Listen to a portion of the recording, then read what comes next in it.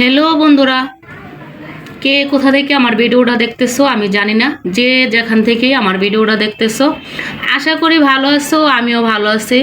তো বন্ধুরা, এটা কি তোমাদের সাথে আমি শেয়ার করতেছি। এটা কি রান্না করলাম, এটা শুটকি দিয়ে। এটা কিন্তু তেল আছে নিচে, আমি প্লেটটা রাখছি। তো তো তেলটা আসলে নিচে জমে গেছে। তো এটা আমি রান্না করছি দুমদুল, ঠিক আছে, দুমদুল দিয়ে শুটকি দিয়ে, শীতল শুটকি। তো জিভে জল চলে আসতেছে, মানে দেখতে দেখছো কেমন কতটা লোভনীয়, আমি কাছের থেকে দেখাইতেছি।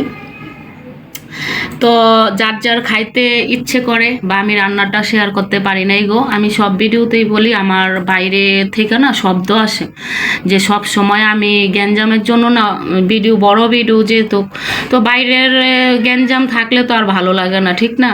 তার জন্য আর কি আমি ভিডিওটা বড় আর কি করতে পারলাম না, সরি তার জন্য। তো তোমরা যদি কেউ এটা আমি কিভাবে করলাম যদি জানতে চাও, তোমরা আমার কমেন্টে জানাও যে আমি এটার মধ্যে কি কি দিছি। তো খাইতে খুবই সুস্বাদু। আর এটা যখন বাদ দিয়া মাখবো আর কি, খাবো যখন, তখন তো বুঝোই অস্থির বাটটা কীরকম হইব। আর এটা একটু আমি ঝালেই খাই, যেহেতু দুমদুল একটু মিষ্টি।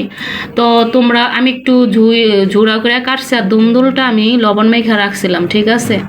তারপরে পেঁয়াজটা একটু পরিমাণে বেশি দিছি, আর ঝালও করছি, ঝাল করছি প্রচুর। এটা কিন্তু আমি প্রচুর ঝাল করছি। তো তোমরা ঝাল বেশি কম যে যেভাবে খাও তোমরা রান্না করে খাইয়া দেখো। আর ওই যে বললাম, যদি ভালো লাগে আমার ভিডিওর নিচে কমেন্ট করো সুন্দর সুন্দর গঠনমূলক। যদি রান্নার রেসিপি জানতে চাও তাহলে কমেন্ট করে বইলো, আমি বলে দেবো, সমস্যা নাই কীভাবে রান্নাটা করছি, ঠিক আছে। তো সবাই ভালো থেকো।